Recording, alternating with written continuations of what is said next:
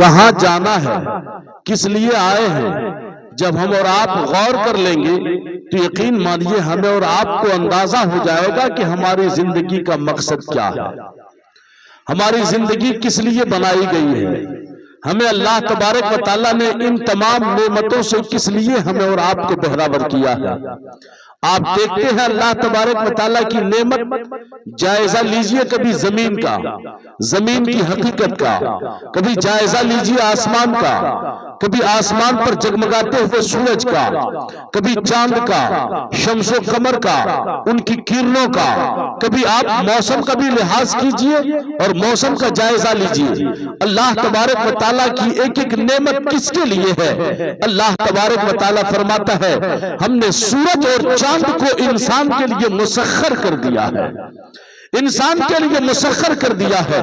ایک دور تھا جب آدمی نادانی کے اوپر اپنے آپ کو نادانی کی منزل میں رکھے ہوا تھا اور سوچتا تھا کبھی کہ یہ چاند ہمارا معبود ہے، یہ سورج ہمارا معبود ہے، یہ ستارے ہمارے معبود ہیں، یہ پتھر ہمارے معبود ہیں، یہ دریا ہمارا معبود ہے، یہ آگ ہمارا معبود ہے۔ جب انسان کے اوپر علم آیا، انسان کے اندر علم آیا، ترقی کی شاہراہوں میں انسان چلنے لگا اور انسان نے جب دیکھا کہ یہ سب کے سب کریٹڈ ہیں اور کریٹر کوئی نہ کوئی موجود ہے تو انسان کو اندازہ ہو گیا کہ یہ ہمارا معبود نہیں ہو سکتا، ہم جسے اپنے ہاتھوں سے بنائیں یہ ہمارا معبود نہیں ہو سکتا۔ طاقت کی پوجا کرنا انسان کی فطرت میں تھا، شکتی کی بھکتی انسان کے رگ و ریشے میں سمائی تھی اور انسان اسی لیے کبھی چاند کو پوج رہا تھا، کبھی سورج کو پوج رہا تھا۔ میرے مصطفیٰ جب مدینہ شریف تشریف لائے، مصطفیٰ نے چاند کو موڑ کر کے دکھایا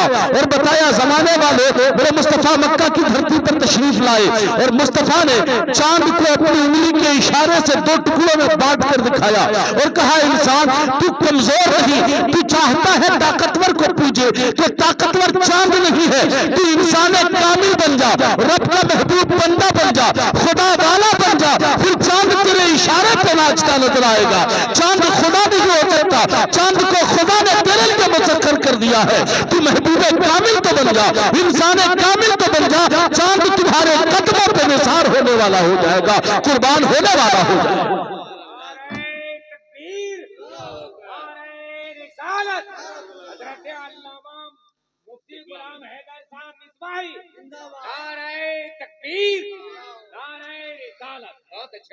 انسان سورج کی کرنوں کو دیکھ رہا تھا، اس کی توانائی کو دیکھ رہا تھا، اس کے جہاں بانی کے نظام کو دیکھ رہا تھا کہ سورج ڈوب جائے تو پوری دنیا میں اندھیرا چھا جائے، سورج نکل آئے تو پوری دنیا میں نور ہی نور پھیل جائے۔ تو انسان نے سوچا کہ یہ ہمارا معبود ہے، یہ زیادہ روشن ہے۔ میرے مصطفیٰ نے مقام صحبہ میں اسی سورج ڈوبے ہوئے سورج کو مصطفیٰ نے پلٹایا اور زمانے والوں کو بتایا زمانے والوں سورج تمہارا خدا نہیں ہو سکتا، اس لیے کہ اگر تم چاہتے ہو اور یہ جان کر کے سورج کی عبادت کرتے ہو کہ سورج زیادہ طاقتور ہے تو دیکھ مقام محسابہ میں محمد رسول اللہ، اللہ کا بھیجا ہوا دور، اللہ کا بھیجا ہوا پیغمبر مقام صحبہ میں سورج کو لوٹا رہا ہے اور سورج کو لوٹا کر میرے مصطفیٰ زمانے والے کو پیغام دے رہے ہیں۔ زمانے والوں سورج خدا نہیں ہے بلکہ جس خدا نے محمد رسول اللہ کو یہ طاقت دی ہے وہ تمہارا خدا ہے۔ محمد رسول اللہ رب کا بندہ ہو کر، کامل بندہ ہو کر جب اپنی قدرت کا اظہار کرتا ہے سورج پلٹ آتا ہے، پھر رب کی قدرت کا عالم کیا ہوگا جو روزانہ سورج کو نظام کے حساب سے اٹھاتا ہے اور نظام کے حساب سے سورج کو ڈباتا ہے۔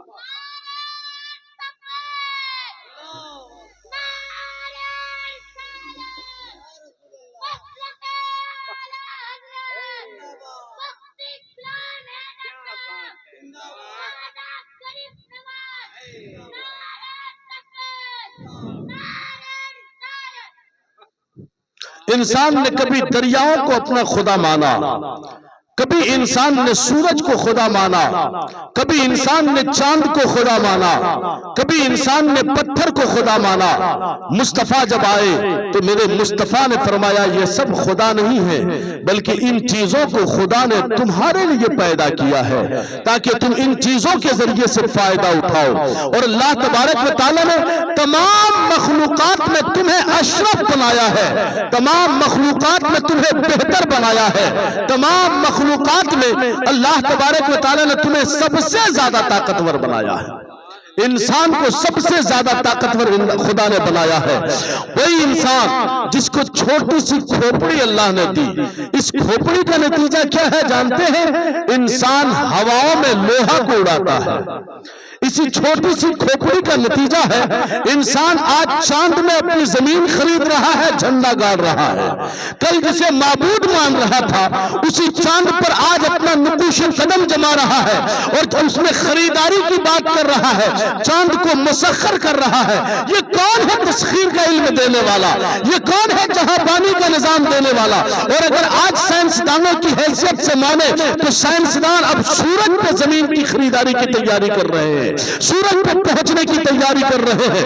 انسان یہ تمہارے پاس طاقت کہاں سے آئی؟ تمہارے پاس قوت کہاں سے آئی؟ یہ علم تمہارے پاس کہاں سے آیا؟ تو اللہ تبارک و تعالیٰ فرماتا ہے انسان کبھی اپنی حقیقت کے اوپر غور کر، تیری حقیقت کیا ہے؟ تیری حقیقت کیا؟ اللہ تبارک و تعالیٰ فرماتا ہے تیری حقیقت تو یہ ہے کہ میں نے تجھے اچھلتے ہوئے پانی سے پیدا فرمایا۔ ایک اچھلتے ہوئے پانی سے، قطرے آبدار سے انسان کو اللہ نے پیدا فرمایا، ناپاک قطرے سے انسان کو اللہ نے پیدا فرمایا۔ جس کو بہت زیادہ اپنے دماغ پہ بھروسہ ہونے لگے، بڑی اونچی اڑان اڑنے لگے، اپنے سینے میں بڑا تکبر سما جائے، سوچے کہ میں زمانے کا سب سے بڑا آدمی ہوں، اس کو چاہیے کہ کبھی اپنی تخلیق کے اوپر غور کر لے کہ اسے پیدا کس چیز سے کیا گیا ہے، پیدا کس چیز سے کیا گیا ہے۔ کتنا کمزور ہے یہ انسان، اتنا کمزور ہے یہ انسان کہ پوری دنیا کو فتح کرنے کا دعویٰ کرتا ہے، مگر معمولی سا سینے میں درد ہو جائے تو یہ بلبلا اٹھتا ہے، یہ اپنی زندگی کی آخری سانسیں لینے لگتا ہے، اس کی سانس ذرا سی بھاری ہو جائے تو یہ پھر دنیا چھوڑنے کی بات کرنے لگتا ہے، وصیت لکھوانے والا بلا لیتا ہے۔ کتنا کمزور ہے انسان، اپنے آپ کو اتنا طاقتور مانتا ہے کہ چاند پر نقوش قدم جمانے کی بات کرتا ہے، اور کمزور اتنا ہے کہ اگر کوئی چمٹی کاٹ لے تو یہ انسان بلبلا جاتا ہے۔ ایک طرف اتنی زیادہ کمزوری، دوسری طرف اتنی زیادہ عروج، اتنی زیادہ ترقی کہ انسان اپنے وجود کو بھول کر کے پورے زمانے کی تسخیر کی بات کرتا ہے۔ یہی انسان ہے۔ اللہ اکبر۔ انسان کبھی شیر کو نچاتا ہوا نظر آتا ہے، کبھی بھالو کو نچاتا ہوا نظر آتا ہے، کبھی ہاتھی کو اپنے اشارے پہ دوڑاتا ہوا نظر آتا ہے۔ کمزور اتنا کہ کوئی چوٹی کاٹ لے تو انسان بلبلا جائے، اور طاقتور اتنا کہ شیر کو اپنے اشارے پر نچائے، ہاتھی کو اپنے اشارے پر نچائے، بھالو کو اپنے اشارے پر نچائے۔ اگر اسے قرآن کی صورتیں یاد ہو تو وہ شرکش شیاطین جو زمانے میں انتشار پھیلاتے رہتے ہیں، یہ ایک دم کرتا ہے تو بوتل میں اسے بند کرتا نظر آتا ہے۔ یہ کہاں سے آئی انسان کے پاس طاقت؟ یہ کہاں سے آتی ہے قوت؟ تمہیں تو قطرے آبدار سے پیدا کیا گیا، ناپاک قطرے سے پیدا کیا گیا، یا کہو مٹی سے پیدا کیا گیا، پھر تمہارے اندر یہ طاقت کہاں، تمہارے اندر یہ بصیرت کہاں سے آتی ہے؟ تو اللہ تبارک و تعالیٰ کا کوئی بندہ جب مصطفیٰ کا کلمہ گو ہوتا ہے تو وہ قرض گزار ہوتا ہے۔ ہاں مولانا صاحب، ہماری تو حقیقت یہی ہے کہ ہم قطرے آبدار سے پیدا ہوئے ہیں۔ ہماری حقیقت تو یہ ہے، کمزوری کا عالم یہ ہے کہ انسان کو اگر چمٹی کاٹ لے تو چمٹی کے کاٹنے کی بنیاد پر انسان بلبلا اٹھتا ہے، مگر اگر جہاں بانی کے نظام کا دعویٰ کرتا ہے تو اپنے بل بوتے پر نہیں بلکہ اس لیے کہ ہمارا رشتہ محمد عربی سے ملتا ہے، رب کی جانب سے معرفت نصیب ہوتی ہے۔ میرا رب فرماتا ہے الرحمن علم القرآن، اللہ تبارک و تعالی رحمان ہے جس نے انسان کو قرآن سکھایا، علمہ البیان، اور اسے بیان سکھا دیا، تمام چیزوں کا بیان، ایسی چیزوں کا بیان سکھایا کہ جب فرشتوں سے کہا گیا فرشتوں تم ان کے نام بتاؤ، ان کے کام بتاؤ، تو فرشتے عاجز ہو گئے اور کہا سبحانک لا علم لنا الا ما علمتنا، پروردگار ہمیں ان چیزوں کا علم نہیں، مگر انسان کے باپ آدم سے کہا گیا ان کے نام بتاؤ، تو آدم نے صرف نام نہیں بتائے تھے، آدم نے نام بھی بتایا تھا، ان کا کام بھی بتایا۔ یہ برکتیں ہمیں بزرگوں سے ملی ہے، اپنے آبا و اجداد سے ملی ہے، جسے رب نے معرفت سے نوازا، جسے رب نے علم سے نوازا، جسے تہذیب سے نوازا، تمدن سے نوازا، ان کی نسبتیں ہیں، ان بزرگوں کی نسبتوں کی بدولت ہم زمان میں کامیاب بھی ہوتے ہیں، اور جہاں بانی کے نظام کا ہم دعویٰ بھی کرتے ہیں، اور جہاں بانی کے نظام کو لے کر ہم چلنے کی اگر دعوے دار ہیں تو اپنی محنت کی بنیاد پر نہیں، اپنی کاوش کی بنیاد پر نہیں، اپنی تخلیق کی بنیاد پر نہیں، انہی بزرگوں کی بنیاد پر، اس لیے کہ ہم اچھی طرح جانتے ہیں مخلوقات تو بحیثیت مخلوقات سب کے سب برابر ہیں، مگر آدم کی پیشانی میں نور محمدی کا جلوہ ہوتا ہے جو اللہ تبارک و تعالی کرامت کا تاج انسان کو عطا فرماتا ہے۔ انسان کو جو تاج کرامت اللہ نے عطا فرمایا، تمام مخلوقات پر جو اللہ تبارک و تعالیٰ نے انسان کو فوقیت دی، کس بنیاد پر فوقیت دی؟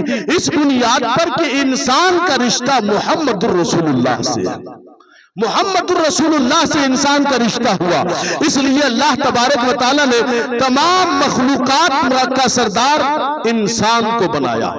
اب انسان بن گیا سردار اور دیگر تمام مخلوقات محکوم۔ سردار جو ہوتا ہے وہ ہر اعتبار سے سردار نظر آنا چاہیے، ہر اعتبار سے، کھان پان کے اعتبار سے، رہن سہن کے اعتبار سے، معاملات کے اعتبار سے۔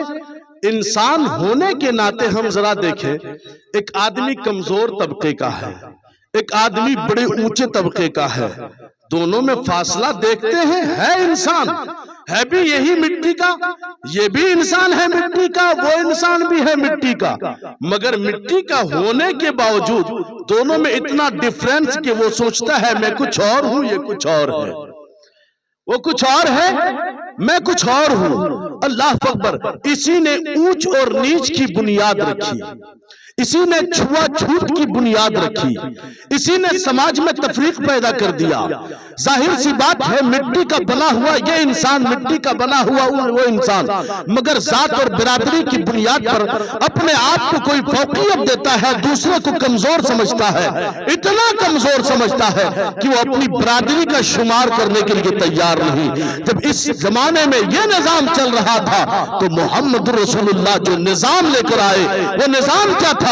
ایک ہی صف میں کھڑے ہو گئے محمود و یاد، نہ کوئی بندہ رہا نہ کوئی بندہ نواز۔ میرے مصطفیٰ نے فرمایا لا فضل لعربی علی عجمی ولا لابیض علی اسود الا بالتقوی۔ حضور فرماتے ہیں تم میں سے کسی عربی کو کسی عجمی پر کوئی فضیلت نہیں، کسی گورے کو کسی کالے پر کوئی فضیلت نہیں، اللہ کے نزدیک تم میں سب سے زیادہ پسندیدہ وہ ہے جو اللہ کی بارگاہ میں سب سے زیادہ تقوی اختیار کرنے والا ہے۔ اس لیے اگر ابو جہل گورا ہے کوئی حیثیت نہیں رکھتا، اب بلال اگر کالا ہے تو بلال کالا ہونے کی بنیاد پر بھی تقوی سینے میں رکھتا ہے، اس لیے بلال مصطفیٰ کا بھی منظور نظر ہے اور خدا کا بھی منظور نظر ہے۔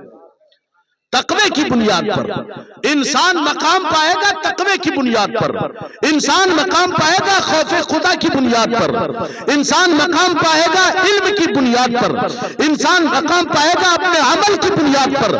اللہ تبارک و تعالیٰ نے جو نظام ہمیں دیا ہے، ان چیزوں کے تحت تمہیں رب کی بارگاہ میں قرب نصیب ہوگا۔ جب رب کی بارگاہ کی باری آئے گی تب تم ایک دوسرے پر فوقیت رکھتے ہو، ورنہ تمہارا آپس میں کوئی فوقیت تمہاری نہیں، نہ نسب کی بنیاد پر، نہ خاندان کی بنیاد پر، نہ جغرافیائی سطح کی بنیاد پر، نہ زبان کی بنیاد پر، نہ کوالٹی کی بنیاد پر، ان چیزوں کی بنیاد پر کوئی تمہارا فرق نہیں الا بالتقوی۔